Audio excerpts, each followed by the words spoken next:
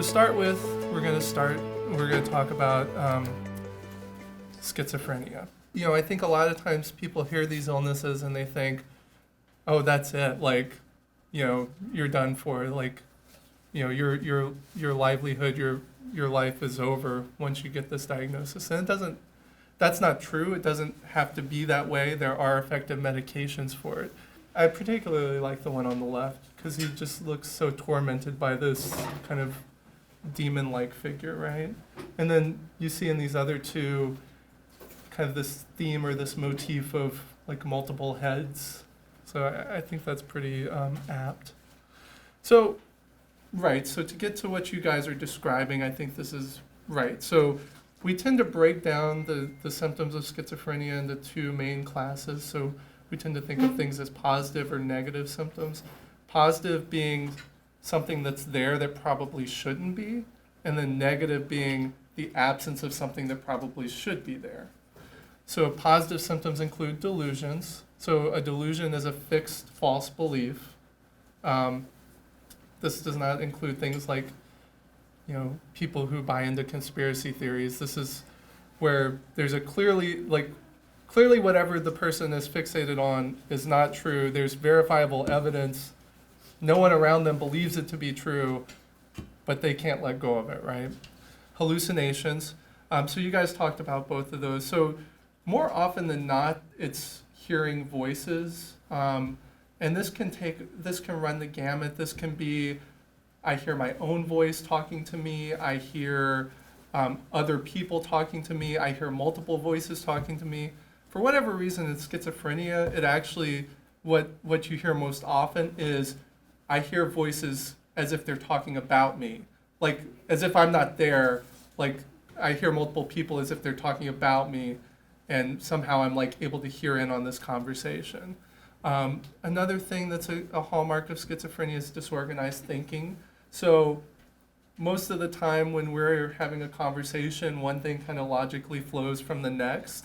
Sometimes you'll get a tangent or something kind of that comes out of left field, but usually there's some connection to what you were previously talking about that kind of led you to think about the next thing that, you know, and it kind of goes in a series like that. So for people with schizophrenia, often that process is disrupted. So they might go from one thing to the next, and there's no discernible thread holding all those thoughts together, okay? And then agitation is certainly possible, and it's not always the case, but what this is referring to is kind of an anxiousness or a restlessness that can sometimes occur. So the negative symptoms are things like affective flattening. So when I say that, I know not everyone, these are kind of psych words, so not everyone is familiar with them. So one of the things we often talk about in psychiatry is someone's mood versus their affect. Their mood is how they tell you they feel. So if I say, how do you feel today? I feel happy, I feel sad, I feel delighted, whatever that is, that's their mood. Affect is, if I took a look at you, how would I say I think, you know, you're feeling based on the facial expressions you're putting out? So I might say, well, she says she's happy, but she really looks very flat, and she's not really bright, she's not really smiling, so doesn't really go along with the mood she says she has. And people with schizophrenia, they're often described as having a flat affect. So they might be, oftentimes they're describing something very terrifying, a very terrifying experience. You know, they're tormented by these voices and these other, you know, paranoid delusions that they're having. But if you were to just look at them, they seem very nonchalant and just kind of, you know, that's not coming through in their facial expressions. Allosia is poverty of speech, so saying very little or maybe just kind of like one word or one phrase in response to things. And then avolition is just not having much desire to initiate or engage in things. So not having much motivation, basically, is another way to think about it. Now, these symptoms are what we often see when someone comes in with an acute psychotic episode or like with an acute episode of psychosis, but that's not typically how this begins. And this is meant to depict that graphically. I was going to go point over there, but I realized I was told to stay here. I guess they wouldn't be able to pick up the audio. But the big peak there, so the black line is meant to depict kind of the occurrence of negative symptoms. The purple is meant to depict positive symptoms. And you see that those positive symptoms don't really come out initially. They're kind of under the surface, and it's only after they reach a certain threshold that they maybe come out and it becomes more obvious what's going on. But in the years leading up to that, there's often an increase in these more negative type symptoms occurring. And so we often refer to this as the prodrome. And I think that's important because schizophrenia, often the onset is in people your age. So late teens, early 20s to mid 20s. Often for females, it's a little bit more delayed than in males. So males typically present a little younger than females. Females may be more mid to late 20s. But, there's usually something going on beneath the surface prior to that acute presentation, right?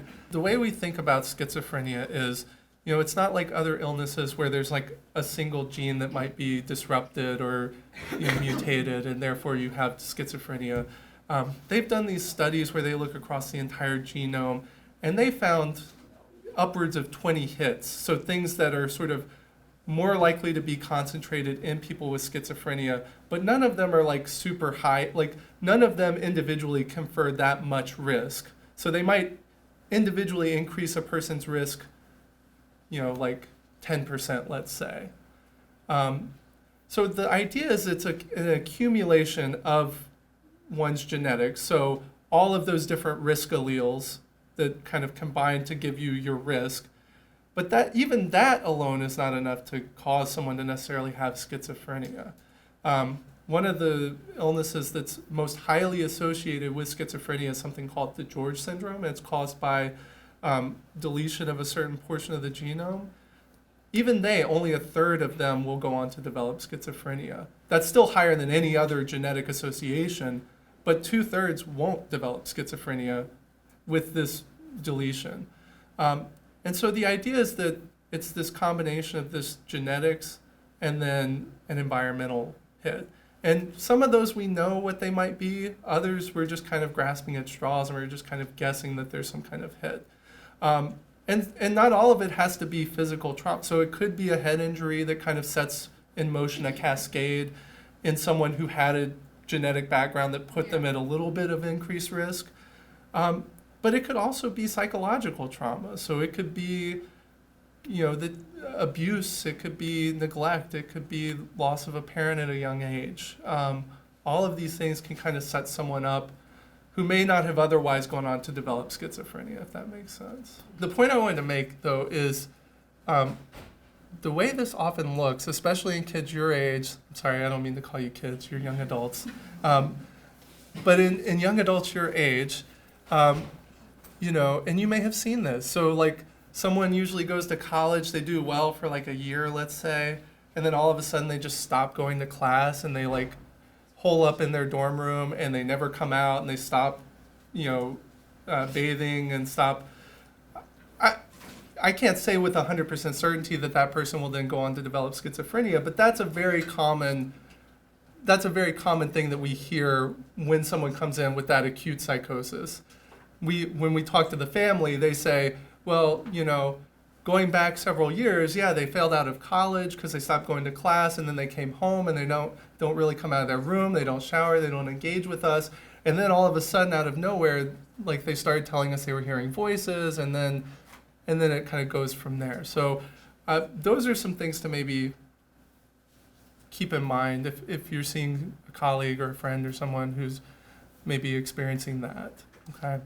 And to go back to the point we were kind of talking about before, that, this is not a death sentence. This is not, yes, it will alter your life in some way having this diagnosis, but you can certainly live a full and meaningful life with schizophrenia. And this is Ellen Sachs, and she is someone who does have schizophrenia, and she's a prominent lawyer and a mental health advocate. And she's given a TED Talk, and that's what the link is to, is her TED Talk, where she's described in very vivid detail her own experience with schizophrenia. So when treated, people can do well with this illness. So next I was going to talk about bipolar disorder. Are you guys familiar with these individuals? Who's that on the left? Vincent van Gogh, yeah. This is a self-portrait he did of himself. So I can't say with certainty he had bipolar disorder. He had something that probably looked like bipolar disorder. It was kind of episodic in a way. And during one of those episodes, he even mutilated his own ear, cut it off, and that's the bandage over his ear. So this is a painting he did after that. Are you guys familiar with the one in the middle? Edward Munch, yeah. What's it called, right? The Scream. So maybe he may have had it. Again, when you go back to like the 1800s, it's kind of hard to piece together what people had because we didn't really think of mental illness in the same way back then. And then this on the right, who's this? So this is a Jackson Pollock, and he also is thought to have had bipolar disorder. So I think bipolar disorder is one of those illnesses that has a lot of misconceptions. I hear it thrown around a lot. I see people come in who say they've been diagnosed with it before, and then I start asking them their symptoms, and they start telling me things that aren't really symptoms of bipolar disorder. So let's start with what it isn't. It is not mood lability. So it's not, I'm up one minute, I'm down the next, my mood is all over the place, I can't really, I'm very much affected by outward circumstances. That's not bipolar disorder. Like I said, that's mood lability or instability. That's perhaps something you might see in a personality disorder, but that's not bipolar disorder. What characterizes bipolar disorder are these discrete mood episodes of either mania or depression. In order for it to be bipolar disorder, you have to have at least had a manic episode at least once, or a hypomanic episode. I'm not really going to get into the distinction there, but just you have to have had mania for it to be bipolar disorder. But frequently you kind of go back and forth between a mania and depression. But for some people, they only have one manic episode and every other episode is depressed. For some, they've never actually had the depressed episode. They only ever have the mania. But you have to at least have that. So for the depression, this looks exactly like major depressive disorder. So I'm not going to go into like the various, the criteria for that. But what is mania? So mania is, you might be very energetic. This is not just like, hey, I'm pumped up, it's the weekend, like, yeah, we're going to go, that's not what we're talking about. This is beyond what most of you would consider normal. So upbeat, jumpy, wired, increased energy, agitation, an exaggerated sense of well-being or self-confidence. So they might appear euphoric. You might have heard of the phrase delusions of grandeur. That actually comes from this illness. So they might have like this very inflated sense of themselves and their own importance. A lot of times they might, think that they have the cure for cancer, even though that's not something they have no background in that whatsoever. Like, that's the kind of thing I'm talking about. Usually they have a very decreased need for sleep. And this is not the same thing as like, other illnesses that have insomnia as part of them. Most of those people who have difficulty sleeping, right, they're tired. They wish they could sleep. They're exhausted. They might sleep at other times. They have trouble sleeping at night. Someone with bipolar disorder frequently won't sleep, and they don't need the sleep. They don't feel like they need it. They could go. They might get 1 or 2 hours a night. They're unusually talkative. Their thoughts are racing. They're kind of binging back and forth. Boom, boom, boom, boom, boom. They're very easily distractible. And the thing that gets them in trouble is their poor decision making. So their sense of danger is thrown out the window. They don't have it. They will do things that are otherwise very risky and are maybe very uncharacteristic for them during periods of mania. Typically, a manic episode may last days to weeks. They're usually self-limiting, meaning that they will kind of resolve on their own. But the issue is you're at risk of having a subsequent episode, and the more you have, the more tend to be the more frequently they occur, and then they might increase in longevity. And so if treated, often that can be prevented. And so this is kind of a typical course where you might have some depressive episodes, some manic episodes, and you might go back and forth. You might have multiple depressive episodes in a row before your next manic episode. But this is, so that's kind of typical of bipolar disorder. And again, this is something that many people live with. If you Google famous people with bipolar disorder, you will see a very long list, and most of them are doing relatively well. This is Kay Redfield Jamison. She wrote a book, An Unquiet Mind. So she suffered, still does suffer from bipolar disorder, but she has since become a therapist, and so she now treats people who also suffer with bipolar disorder. So at this point, like I told you, I was only going to get into like these two illnesses. There are many more. There are combinations of these things where people have evidence of schizophrenia and bipolar disorder, and we call that schizoaffective disorder. Some people have depression to the extent where they begin to have psychotic features, where they might become paranoid and delusional and hear voices. People can become catatonic, meaning that they don't interact with their environment or are very minimally interactive with their environment. They may have trouble moving, and that can be in the context of schizophrenia, bipolar disorder, depression. So this is by no means an exhaustive list of serious mental illness. This is just meant to be kind of like a primer and something for us to kind of talk about. But the next thing is, so let's say you're worried about someone, they're exhibiting some of these symptoms, and you think, don't go around diagnosing people, but if you're noticing things like, gosh, I'm kind of worried. That really sounds like that lecture we had on bipolar disorder. Like, I wonder if that's, if someone's going through that right now. Empathy always goes a long way. Noticing what someone else is going through, giving that back to them, saying, hey, I know, and I know that can be hard, I think, when someone's going through something that's obviously delusional. Like, you don't necessarily want to buy into like the things they're talking about, but at the same time, you don't want to push them away, right? By saying, well, that's not true. Like, no, that's just not true. So I think where you can kind of walk that middle ground is by, I don't know if that's true, but I can clearly see that it's affecting you in a very negative way. And I want to know what I can do to be there for you and how I can help you. I would encourage that person to seek help. There's a lot of resources. But at the same time, I don't want you guys to feel like you have to be responsible for convincing this person that they have to get help. That shouldn't be your role. That's not a burden you should take on, okay?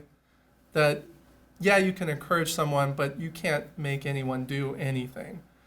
I would get other people involved. If you're in a dorm, I would let your RA know your concerns. I would let a trusted professor know your concerns. I would, reach out to Student Life or let them know that, hey, I'm really concerned about this individual. Here's what I'm seeing. They will hopefully be able to maybe reach out to that person's family, and a lot of times the family's going to have a little bit more pull and be able to get them to go in and get the help they need. If you have actual concerns about their safety, that they are going to do something to harm themselves, do not hesitate to get security or the police involved. They will bring them to the hospital where someone like me or one of my colleagues will evaluate them, and we'll make a determination about whether they need to be in the hospital or not and what kind of treatment they need. And if they don't need to be in the hospital, that's fine. We'll refer them to resources that they can use and help set up appointments. If we think they do, then we'll admit them and we'll get started on treatment to help them get better. And then here are some resources. So NAMI, National Alliance for Mental Illness, mentalhealth.gov, and then one that's more specific for Alabama. They also have some great resources.